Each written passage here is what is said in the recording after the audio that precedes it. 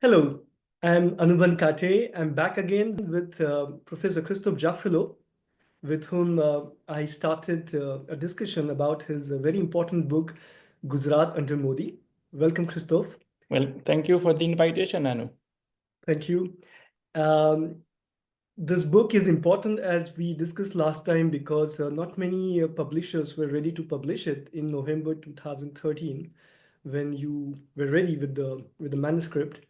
And it was only in 2024 that this got published. Unfortunately, even today, not many people apparently know about this book or know the details about this book. And this is one of the reasons why I really wanted and I'm keen to take this discussion forward. So in the first session, we discussed about the political history of Gujarat. And there are several important chapters, and they are important, they are vital because Gujarat has a very strong implication about what has happened to India in the last decade or so. Today, I would like, and if time permits, to cover the part regarding the Gujarat pogrom of 2002. And yet, there are a lot of other aspects. When I saw our first interview again, I felt it was important to bring in those issues, and so I will evoke them. And also because we recently had some very serious developments in India with this attack in Pahalgam, where 26 Indians were killed by the terrorists. So we will perhaps also visit that. But to begin, in your introduction, you wrote that social scientists have a duty also to write books and not just few articles here and there in journals or newspapers.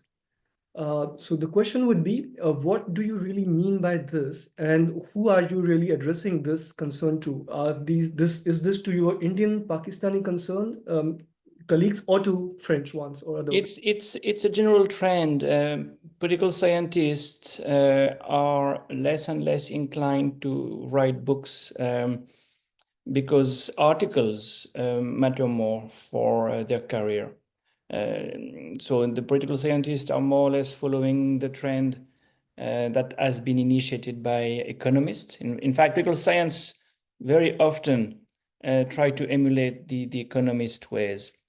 And I do think that there are things you can't say fully, document fully in articles. You need more space, and nothing can replace the books, really. Yeah, this reminds me the earlier discussion which we had regarding your book on Ambedkar and his biography, where Ambedkar had raised a very important question at the time, saying, why do we need political freedom? It is to have social and economical emancipation of the people. Similarly, why do we need social scientist work? That it is meant for the good of the public. And in many cases, your work is referred, is listened by policymakers, by diplomats, by analysts.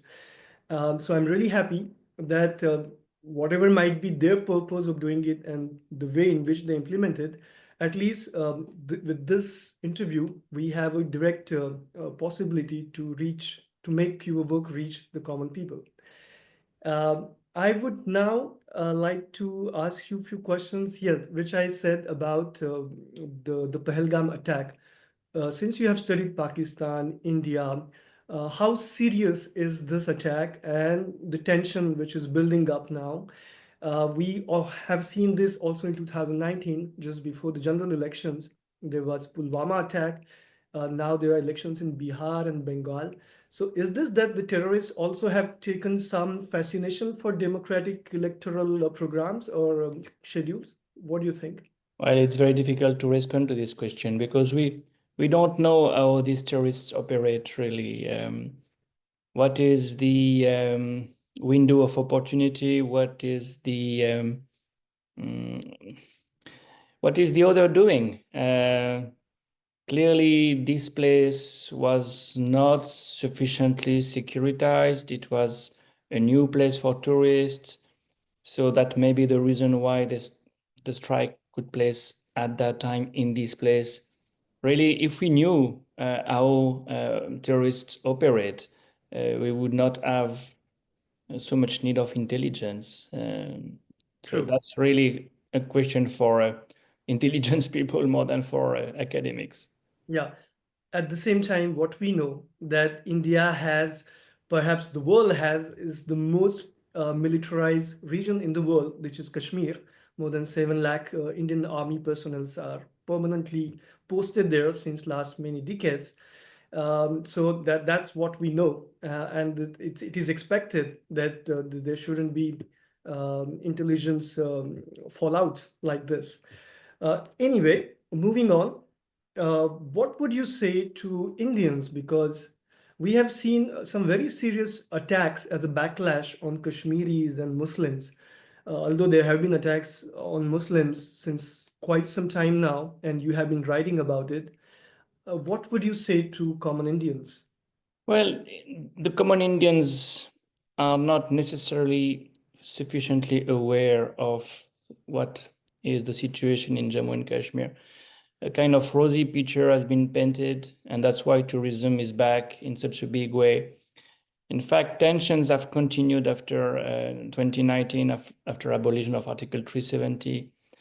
And we have clearly a division of opinions vis-à-vis Jammu and Kashmir. There are those who consider that it's only by giving more autonomy to the Jammu and Kashmir as a state that you will diffuse separatist tendencies. And I'm thinking that this is the right approach. And you have those who consider that, on the contrary, it is by giving autonomy that you create separatism. And that's why you have this centralizing attitude. Abolition of Article 370 is only one thing, the transformation of a state of the Indian Union into a union territory is certainly another very important decision that was made, because it deprived the Kashmiris and the Jammu people from a police reporting to the local government, from a more local bureaucracy. You have a kind of invasion, quote unquote, of people coming from outside, out of the state. And you have also a new approach to land. Land was supposed to be for the locals. It is now taken away. It is taken away also by the tourist organizations and hotels and so on. So clearly, the problem has not been solved, far from that, by more centralization. And maybe this terrorist attack will be the wake-up call for the Indian people who thought that, well, that was over. That was now a closed chapter. It's not. And to return to a full statehood would be, for me, the next step for making more likely a kind of political settlement. And there is no alternative. A political settlement is what needs to be done with the players, the actors who are prepared to play the constitutional game. And this decision in 2019, by the way, was probably unconstitutional, but no Supreme Court judge has had the guts to look at it. It's pending for years, because the judiciary is not taking the sensitive issues. It is sitting on them for years these days. Yeah, I found an echo of what you just said about the importance of democracy and democratic institutions, their functioning in Kashmir. I had the pleasure to interview Professor Stein Widmal of Uppsala University regarding his book, Kashmir in Comparative Perspective. And in that book, he argues that during 1977 to 87, that was a golden democratic period for Kashmir. And it was so helpful for the people and the economy and the social fabric that even if terrorist groups tried to recruit militants, there were no takers. So I think that's what is validated. What Yeah, the big mistake was the 1987 elections, because when you steal elections from the people, they withdraw from the democratic game, and they can listen to extremist radicals. And that's what happened in 1989. 2 years later, that was the beginning of the GKLF, and then, of course, Pakistanis could use these separatist tendencies, and they Islamized the guerrilla. Yeah. Yeah. Since we are talking of this looming war clouds between India and Pakistan, I would like to take you back to your mention where you had said that Chief Minister of Gujarat was killed by the Pakistani army or Air Force. And his name was, I tried to dig in a bit and I will read that because I think it's very relevant now. And I would then invite your comment. So his name was Balwan Mehta, who was a freedom fighter. And during the Indo-Pakistani War of 1965, on 19 September 65, then serving Chief Minister Mehta flew in a Beechcraft commuter aircraft from Tata Chemicals, Mithapur to the Kutch border between India and Pakistan. The plane was piloted by Jahangir Engineer, a former Indian Air Force pilot. It was shot down by Pakistani Air Force pilot Qais Hussain, who assumed it to be a reconnaissance mission. Mehta died in the crash along with his wife, three members of his staff, a journalist, and two crew members. Finally, in August 2011, Qais Hussain wrote to Jahangir Engineer's daughter apologizing for his mistake, stating that a civilian plane was mistaken for a reconnaissance aircraft by Pakistani controllers and he was ordered to shoot it down. I wanted to highlight this because things somehow are taken at their face value, and we have to understand that there could be something also behind it. How would you react? Well, I would simply say that this is typically the kind of mistake that can escalate. And this is why a kind of trust, minimum level of trust between these two countries is necessary. Otherwise, you can have these kind of mistakes, number one, and you can have escalations after these mistakes are made. Indeed, indeed. Now let's go back to the political history because few points were left.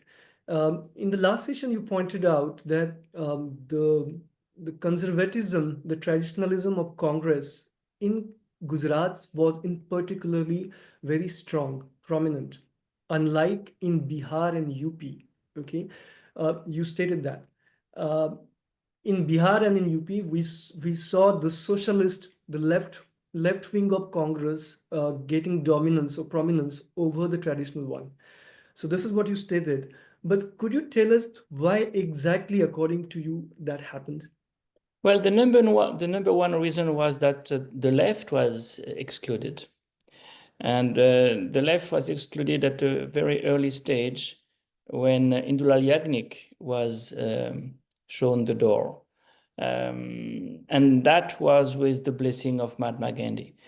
So there was, from the 1920s, a clear domination of the Gujarat Congress leadership by the most conservative wing of the party.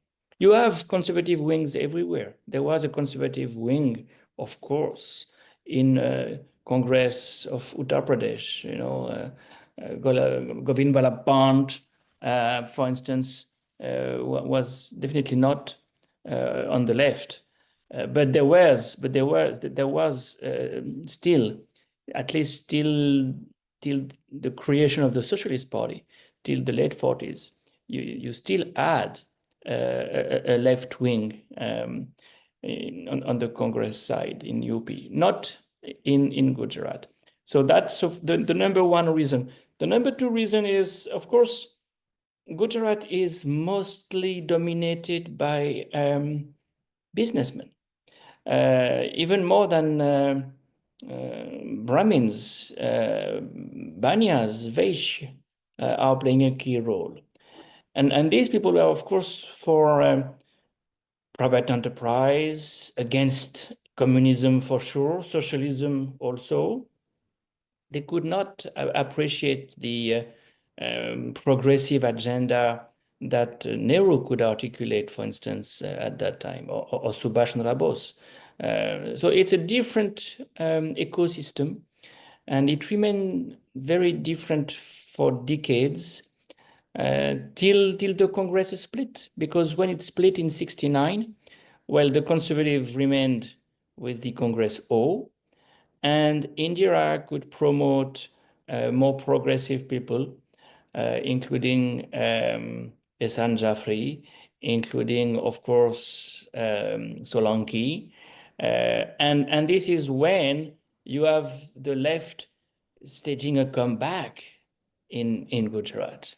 And the CAM coalition, made of Kshatriyas, who are OBCs, Harijans, Dalits, Adivasis, tribals, and Muslims, this coalition is remarkably progressive. And in the 70s, you have Mandal before Mandal in Gujarat. You know, they are really playing a pioneering role, making this huge coalition. And this is precisely what the Patels did not accept. And Patels resisted, made the life of Solanki miserable, pushed him out, and replaced him. And Chimanbhai Patel, for instance, played a very big role in this sense. And when BJP started to rise precisely in the 80s, precisely in the anti-reservations riots, in which Patels played such a big role, Patel shifted to BJP instead of continuing with Congress. So you have this kind of tension, permanent dialectic between the left and the right within Congress. The left lost to the Patelites before independence. They somewhat gained momentum after the split of '69, and then they were again the losers when dominant caste and upper caste preferred to support BJP at the expense of a more progressive leftist Congress. So it's not that there was no left wing in the Congress. It is that it was too weak. It was too weak for resisting the pressure from the conservative, be they upper caste or Patels. Yeah. There are two aspects, two justifications which you gave in your book regarding the social polarization in Gujarat. They were quite intriguing to me. I mean, one is evident. You said there was this antagonism against the Muslims, the domination, and you related that with the fact that it's a bordering state with Pakistan, with the Muslim raids and other aspects. That's understandable in a way. But counterintuitively, at least for me, you said this calm coalition of Kshatriya, Harijan, Adivasis, and Muslims, which was promoted by Congress under the leadership of Madhav Singh Solanki, you said that strangely it further caused social division. I mean, it widened the social division. This Well, positive. the moment you have the Muslims on one group, you also polarize along communal lines, not only social lines, but also communal lines.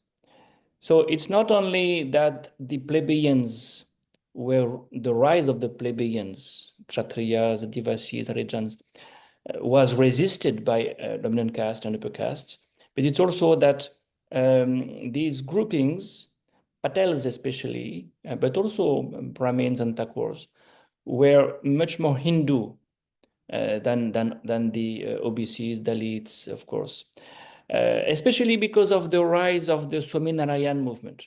The Swaminarayan movement was so strong in Gujarat. It was such an important vehicle for Sanskritization. You know, Patels became much more Hindu when they became Swaminarayan followers.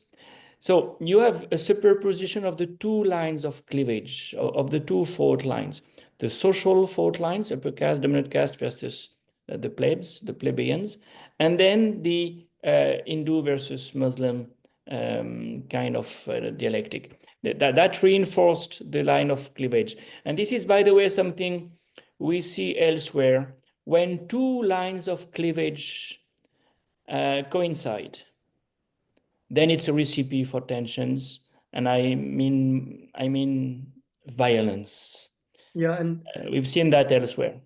true. And we will revisit that, how the Adivasis and Dalits were instrumentalized during the 2002 riots. We will look at it later. But since we also talked about this biggest co-option of India, where Mr. Modi, who represents OBC, is now the leader of BJP since last many years, and that has in a way punctured or made ineffective the positive discrimination policy. And yet, recently we have seen now, just yesterday, that BJP was in a way compelled to order or to accept the caste census. So how should we interpret? Is it the fact that the opposition with the leadership of Rahul Gandhi and other parties have made a success, or is it a tactic by the BJP to take away the attention from tension with Pakistan, because they apparently cannot attack it since China is there and China has a lot of stakes in Pakistan? How do you look at it? Well, I think it is because of domestic politics. It is because of the Bihar elections.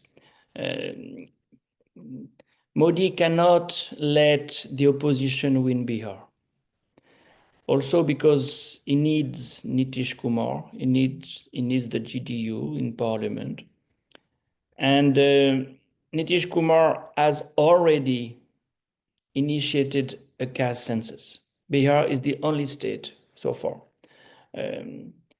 having had a caste census. So it was inevitable. He had to make this concession. So it's tactical, definitely tactical. But once you have a caste census, you have caste back in the public sphere. And therefore, it's probably a tactical move that will have structural consequences. The next Lok Sabha elections will be fought probably on caste as much as on religion for a change. Because if we have the census, and probably we will have to have the census if they want to do redelimitation, because redelimitation implies census results, then it will be debated, talked about, the underrepresentation of OBCs in the state apparatus will be so obvious that a new kind of debate may be starting or gaining momentum. It was there already last year, but it will probably gain momentum in the context. So a tactical move can have long-term consequences.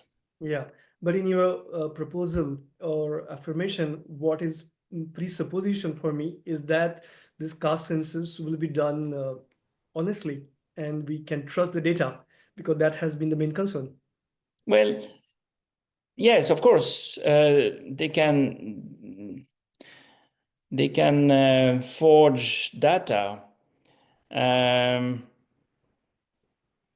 It depends on who will be in charge, because you will have state governments involved. It cannot be the center alone that decides. So to twist the arms of opposition-led state governments might be more difficult. But yes, you can always forge data. That's something they are doing routinely already. And another thing which we could also take as a reference was the bill on the women's reservation, which is passed but not implemented, and we don't know when it will be implemented. Yeah, but they can't do that with caste. You know, if they promise a caste census and don't do it, there'll be an uproar. This is so sensitive, you know, and this is interesting to see how badly organized women are in Indian politics. compared to caste, to the OBCs, to the Dalits. That's a good observation, right? Yeah. Now let's move on. I would like to talk a bit about Mr. Modi's presence in Gujarat before he became the chief minister. And you point out, and there's a long in detail history that you give in the book, but I would like to point out to one responsibility which was given to him was, if I'm not wrong, he was a coordinator of the BJP and he had to look that the functioning of the party works well. And you argued that because there was this tussle between Shankar Singh Waghela, Keshubhai Patel, and Narendra Modi, where Shankar Singh Waghela, who had, and your words were that he had built the BJP brick by brick, uh, he had to compete with Keshubhai Patel and he moved in his MLAs to another state. Could you please explain to us what really happened, how the built up to Narendra Modi's later prominence happened in Gujarat? Yeah, this is something rather badly known. Modi was Sangathan Mantri in the 80s. So he was in charge of the organization of BJP. He was really the organizing secretary. That's what Pracharaks do in BJP. Most of the Pracharaks seconded to BJP are in charge of the organization at the district level, at the state level. And after Keshub Patel could win the elections in 1995, there was a faction fight that Modi did not handle properly. He should have given something to the Vagila faction, and he did not. As a result, Vagila revolted, broke away from BJP, became first of all an independent. He had his own party, and finally joined Congress and became the president of Congress in Gujarat for years. The party headquarters, Atal Bihari Vajpayee in the first place, were very, very upset. And in fact, he was removed from Gujarat. He was asked to come to Delhi, and from there he was asked to take care of Haryana and Punjab, because he had messed it up everything in Gujarat. He had not handled factionalism the right way. And not only because of Vagela, but also because of another man, another Pracharak, Joshi, Sanjay Joshi, who was very much at cross purpose. This is what very often we completely underestimate. The depth of personal rivalries within the BJP ecosystem, among organizers, among politicians, the facade of unity, the facade of discipline is completely, is largely overemphasized. And this episode is very revealing of precisely the depth of these divisions. Yeah. One aspect now I remember, the destination which Shankar Singh Waghela had chosen to flee away his MLAs was Khajuraho. Khajuraho, yeah, of course. Yeah, because that's what they do when they don't want the MLAs to be intimidated. They take their MLAs to another state. Everyone does that. Training, yeah. Yeah. One more aspect was like, and I think it's very important also for my audience to understand and to know, is that Shankar Singh Waghela, the man who Christophe said built BJP brick by brick. Well, along with Modi, they were together. They were absolutely comrades in arms for years, for decades, and Right. and still they split.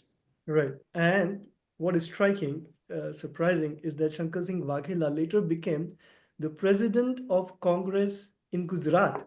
Yeah. I mean, that speaks for the political short-sightedness of Congress in a way. No, it speaks for the conservative attitude I have mentioned. This is the problem, this kind of porosity between the conservative wing, the rightist wing of Congress, and RSS, Sangh Parivar, is there since day one, because the Patelites had this kind of soft corner for the Hindu nationalists.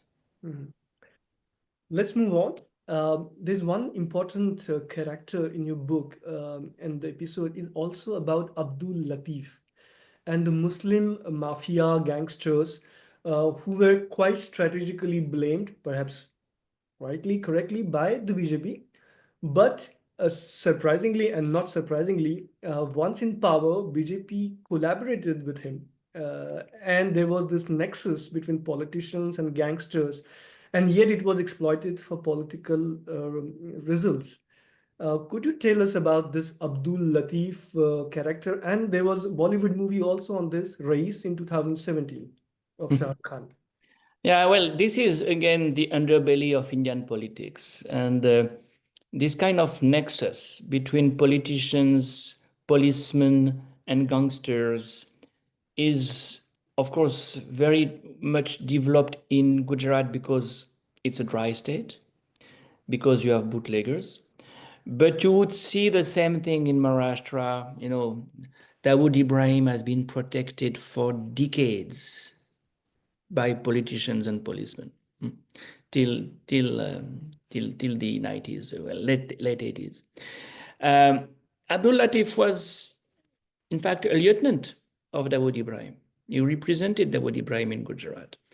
And he was simply somewhat more specific because Gujarat being a dry state, you have all these bootleggers making money by distributing booze. But of course, the policemen knew very well what was happening, and they got their cut, and politicians knew very well, and they got their cut as well. This is a kind of division of labor. Muslims play the role of the mafios because they are less educated, ghettoized, ostracized, pushed out of the legitimate domain of society and politics. But they play a very useful role for all the others. And that brings a lot of money to everyone, policemen as well as politicians. During the 1985 riot, that was a devastating one.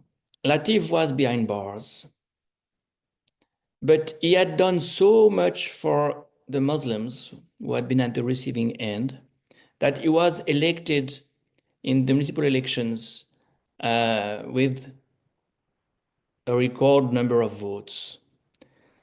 Then he decided to stop being a criminal, but they did not let him go.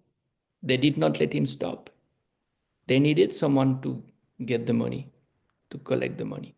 So this is the irony that you will find also in the case of Soharabuddin. Soharabuddin was a criminal that everybody used. Including Amit Shah. Including that was the marble mafia, that was the sound mafia, all kinds of mafias. Yeah. No, Gujarat is the state where you've had the largest number of RTI activists who have been killed. If you go by per capita, absolute numbers are more on the Maharashtra side, because Maharashtra is much larger. But the per capita number of RTI activists eliminated are in Gujarat, not by chance. Yeah. No, and in the book, you also write that, in fact, police officers were not happy to take actions against Abdul Latif and others because it would have hit their income.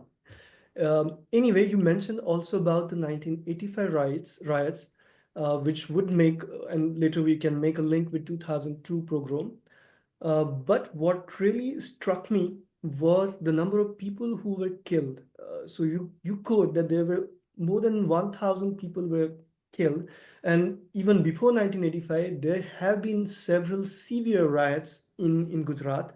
Yeah, Um, 69 mostly. 69 is also in the same range, right, but 1,500 roughly. yeah, one point I would like to add and then receive a comment is we have heard a lot about how many people were exactly killed in 2002 pogrom. And I have seen that when I was growing up, the number was 2,000 initially.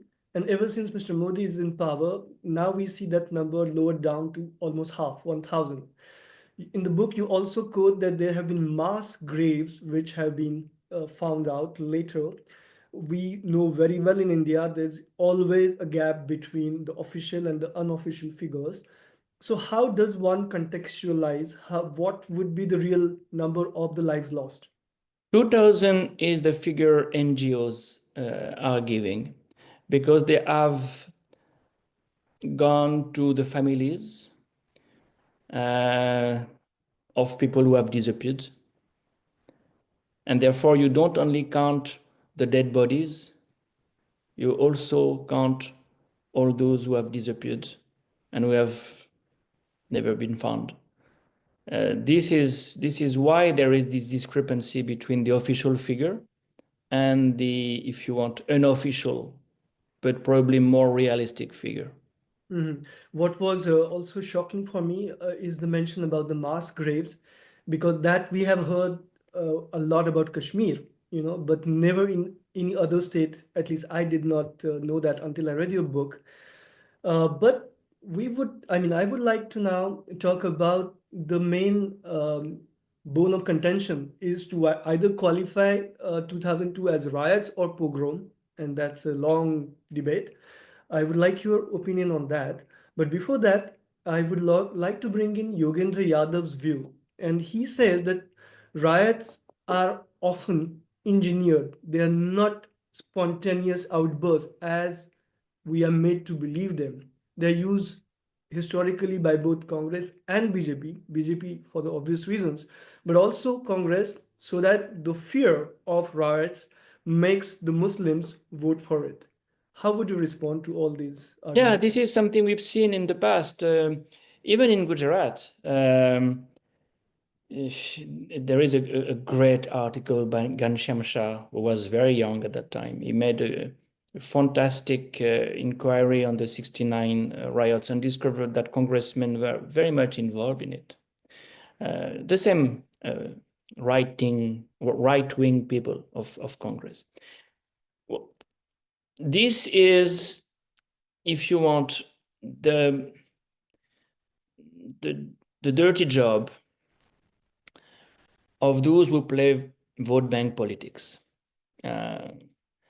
So in the case of Congress, you can't say it's motivated primarily by rejection of Muslims. It's part of a political game, fighting factions which are in office by making the law and order disturbed, by disturbing the law and order, for instance. That's something we saw, for instance, in Hyderabad in 1990, and also in Indore in 1989. And the other idea that you have already mentioned is a way to punish Muslim voters when they have not supported Congress sufficiently. That's something we saw after 1977. 1977, because of Kashmiri Gate, because of Sanjay Gandhi, because of the emergency, because of mass sterilization, Muslims did not support Congress the way they used to. And that was one reason for some punishment. Now, 1980, complete reverse of strategy. Indira Gandhi gives tickets to a record number of Muslims, and Muslims have never been so many in parliament. So in 3 years, you change your attitude because it's not ideological. The Congress has this, if you want, tactic. vote bank politics at that time. That explains the change. On the BJP side, it's of course completely different. Of course, there is a strategy. The strategy is polarization. So you need to make Hindus united against Muslims. And in fact, riots are a way to unite Hindus against any other. But the best case scenario is when the Muslim is the other. So that's what happened in the 1985 riot, because it was a way to reunite Hindus who had been divided by the caste reservation attitude, policy of Solanki. But beside this, if you want, instrumentalization of communal violence, there is also an attempt at eliminating Muslims from the public sphere. And riots must at least result in ghettoization. So mixed neighborhoods have been the #1 casualty of riots. And ghettoization has been so much obvious in the making of Juapura, for instance, the largest Muslim ghetto in India, probably 500,000 people. And they left mixed neighborhoods to regroup. And therefore they left the places where Hindus could see them, because no Hindu goes to Juapura. So you see, there are two different logics at work.